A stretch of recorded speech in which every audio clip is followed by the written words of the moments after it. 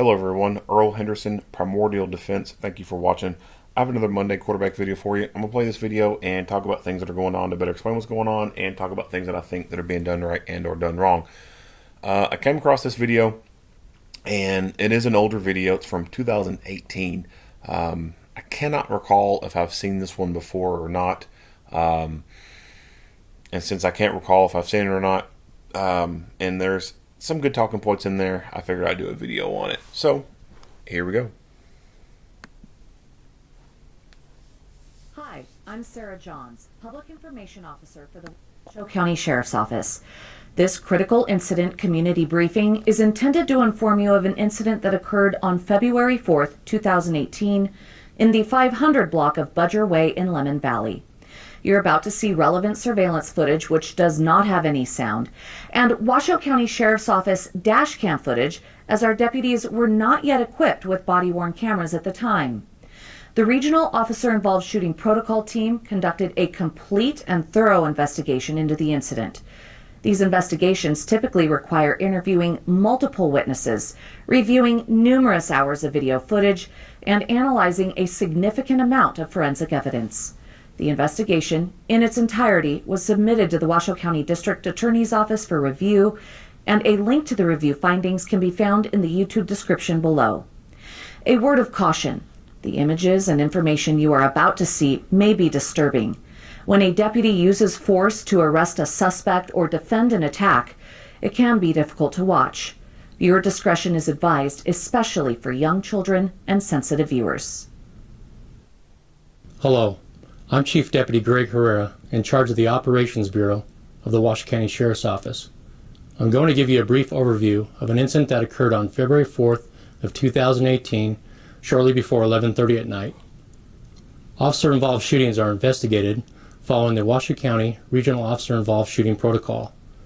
The investigating agencies complete a thorough investigation which includes extensive interviews with involved parties and witnesses, collection of all identified sources of recording devices, and detailed examination of evidence by the Washoe County Crime Lab.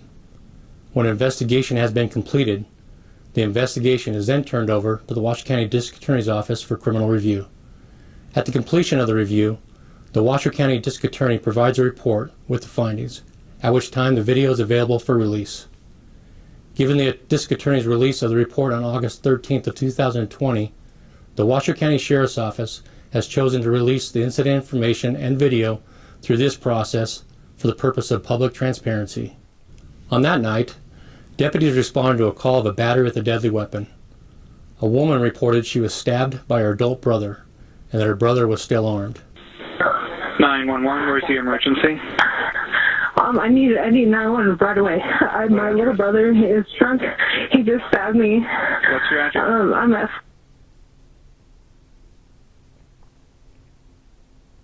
Yeah, Reno, Nevada, 8956. I need cops now. How old is your brother? He's 20 years old. He has a knife. I need cops now. And he stabbed you? Yes. Does he still have the knife? Oh my God, dude. Yes. Dude. Yeah. Are you safe? Dude. You have lots of help on the way. Are you able to get away from him? Yes. I need the cops now. I need the cops now. They're on their way. What's your brother's name? There's Maurice. What is it? What's your brother's name? His name is Maurice. What is it? Maurice. What's his last name? I need Garcia. I need the cops now. They're on their I need way. him now. I need him now. She then hung up her call with dispatchers. In a later call, the woman reported that her brother was chasing her friend with a knife, as seen here in surveillance video, captured with cameras located at the residence.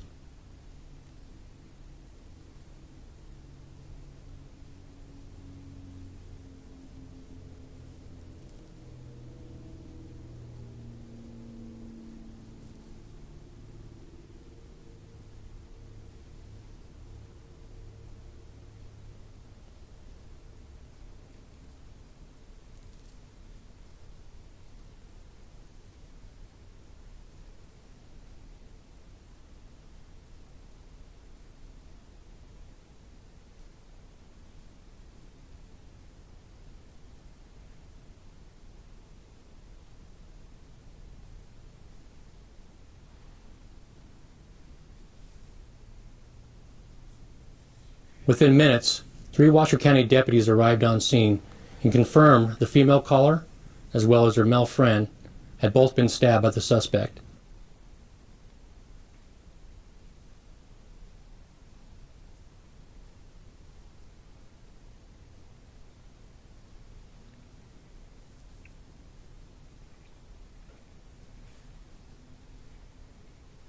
All right. First things first. And if you've been watching this channel long enough, you probably know what I'm going to be talking about. Deputy. They have responded to a high-risk call where a person armed with a deadly weapon has utilized that deadly weapon against other people. That dictates the need for a long gun to be brought out and utilized instead of just a pistol. That is one of my chief complaints when it comes to these videos. Officers responding to high-risk calls like this and or responding to calls where there is reported gunplay going on, like shots have been fired, someone's been shot, and police continue to go to these calls and get out of their car with only a pistol. It is infuriating. It really is. That should not be going on. Rifles need to be brought out, or shotguns. A long gun is far more superior than a pistol. It's more accurate and it has better terminal ballistics. The majority of law enforcement work is low risk.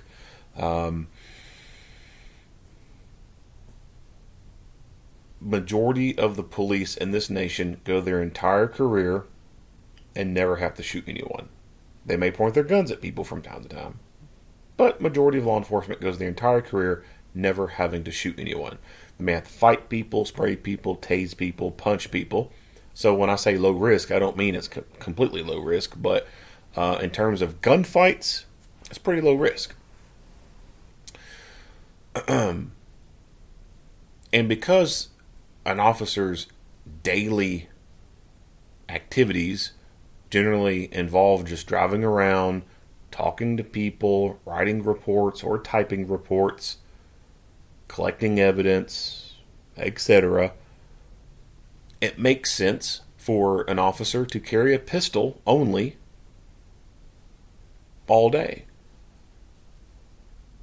Because they're not going and knocking down doors and getting in the gunfights and stuff like that. That's why you see SWAT teams having rifles. Because they're going to something that is more high risk. The pistol is just there for emergency situations, exigent circumstances. On a low risk call, or what some people will call a routine call, and then something suddenly, rapidly happens, and the officer needs to withdraw their pistol, utilize it. That's what it's there for. And it can be carried day in, day out, 8 hours a day, 10 hours a day, 12 hours a day, no problem whatsoever. It's comfortable and convenient. Although a rifle is better. But it's not comfortable or convenient to carry a rifle every damn day. And it's not necessary to actually carry that rifle on you every single day, because police are not getting into gunfights every single fucking day.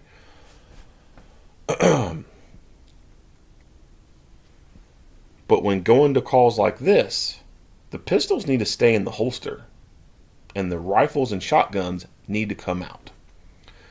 I contribute this problem to training and leadership. Bad training and bad leadership. I wish that all across the board there would be a better response or a paradigm shift when it comes to this. There's some agencies out there that you can tell they have good training, you can tell they have good leadership, and that the officers are supported when they pull the long guns out. And I've seen the videos. There's some out there doing the things the right way, but unfortunately, so many other places they just don't get good enough training to be able to do that. And then the leadership, or the failure of leadership, is there's a bunch of bullshit administrative red tape that prevents officers from going to their long guns, or the administration in some places just doesn't purchase them or equip regular officers with patrol rifles, like New York City, for example. I don't know for sure about New York City. I don't know anything about New York City police other than what I see in these videos and on TV. But I don't think any normal New York City police patrol car has a rifle in it, because I've never fucking seen them with rifles other than their SWAT team. But anyway, going a little bit off the trail right there, but I would really like to have seen these guys get out with their rifles. Deputies went to the front porch, announced their presence, and ordered the suspect to exit. The suspect then began cursing at deputies and told them to go away. Well, that one went away.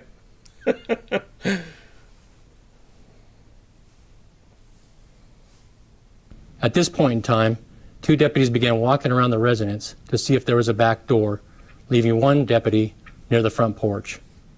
However, those 2 deputies quickly returned after hearing the 3rd giving verbal commands to the suspect.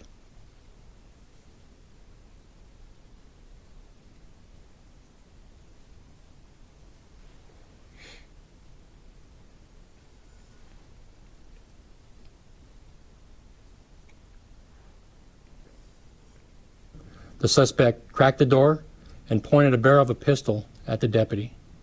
In response, that deputy retreated and fired numerous rounds through the front door at the suspect. The rounds had no effect, and all 3 deputies took positions of cover. A 4th deputy arrived on scene as this was occurring. We'll now show you the same scene from dashcam video. This video does have sound heard from inside the vehicle. 91 and 30 out. 91 33.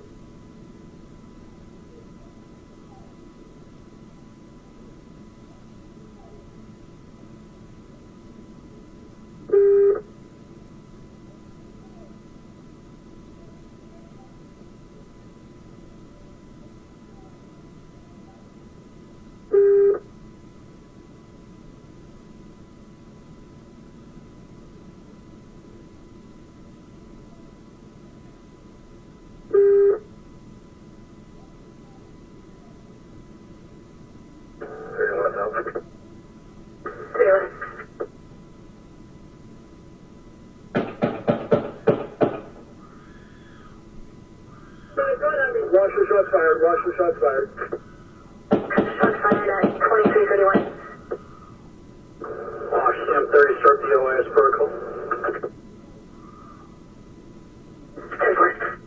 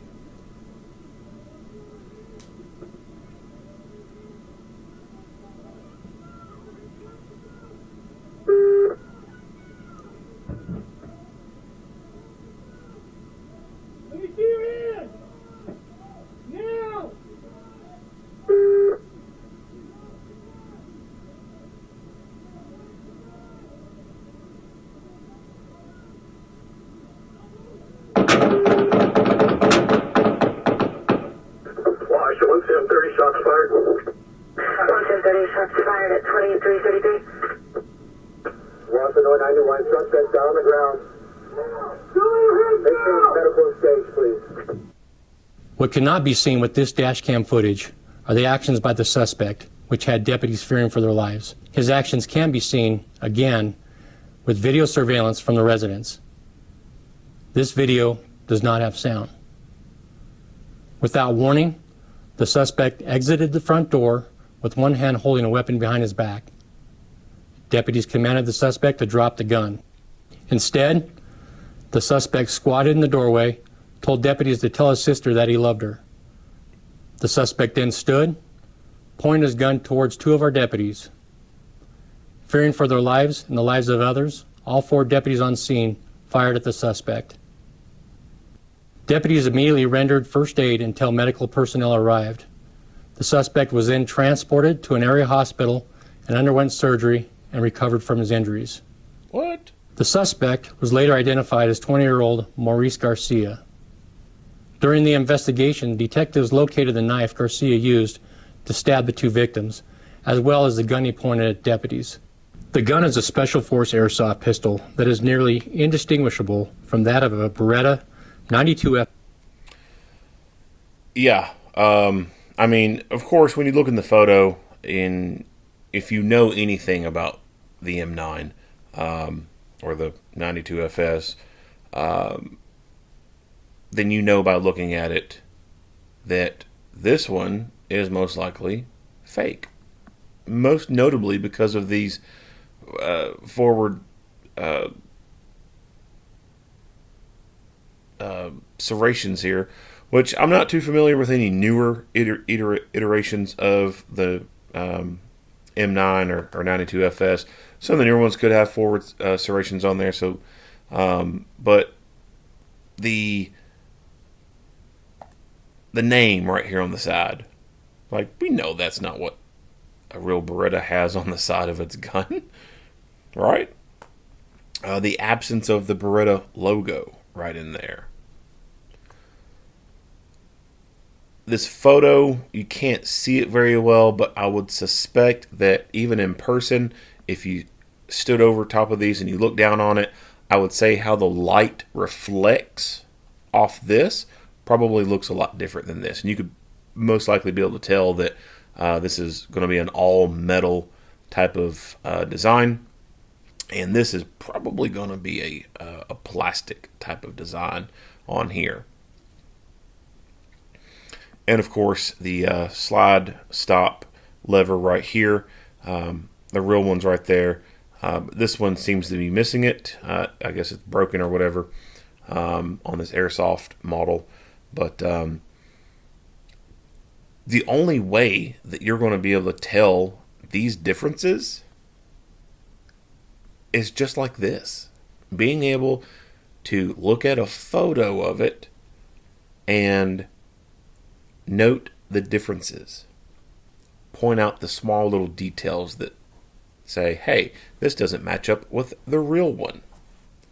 There is absolutely no way possible for anyone under stressful, low-light conditions with the fear of being killed is going to be able to, in a split second, look at this thing and determine that it's fake. There's just no way at all. It's impossible. Not even RoboCop would be able to do that.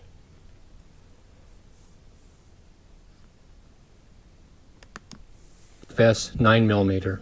During a subsequent interview with Garcia, he told investigators that he pointed a gun at deputies intending for them to kill him, commonly known as suicide by cop.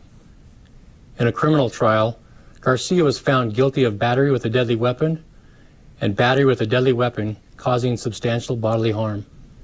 Garcia was found not guilty for assault on a police officer. What? The Washoe County Sheriff's Office and its Assault on a police officer. Okay, whatever.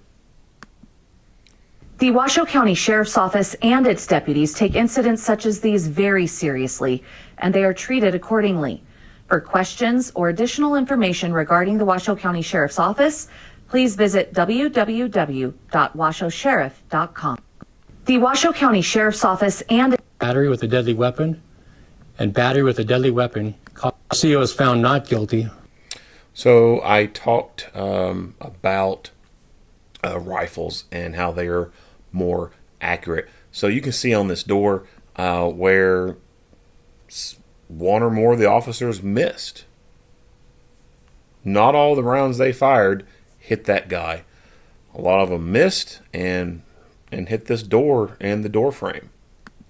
For assault on a police officer. The Washoe County Sheriff's Ooh, that annoys the shit out of me. Not guilty for assault on a police officer. So, a rifle would have allowed for more accurate hits on target. And there's a better probability that the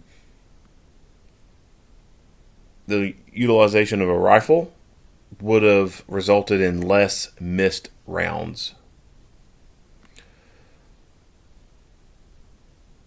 And it's also very likely that he would not have survived this encounter had they utilized a rifle. But that's obviously not the intent of using the rifle. The rifle, the intent of it is to get immediate, rapid physical incapacitation of the threat.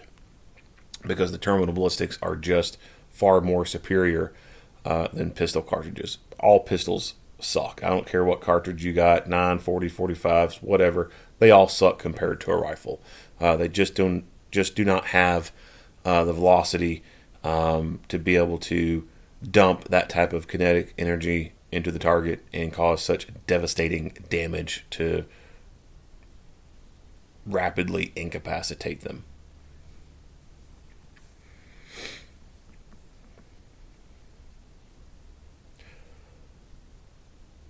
And for 4 deputies, I think they said 4 deputies. I don't know I think they said all 4 of them fired. Now, how many rounds between them they fired, I don't know. And how many times did they hit the suspect, I don't know.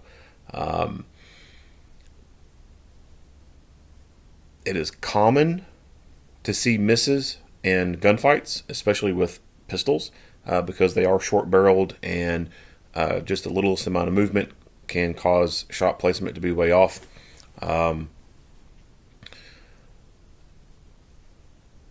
But even then, the amount of times they fired at him, I would suspect that they had to have hit him more than once. And although he did go down, we don't get to see if he was immediately physically incapacitated where he was no longer physically able to fight. I would suspect that he was physically capable of fighting.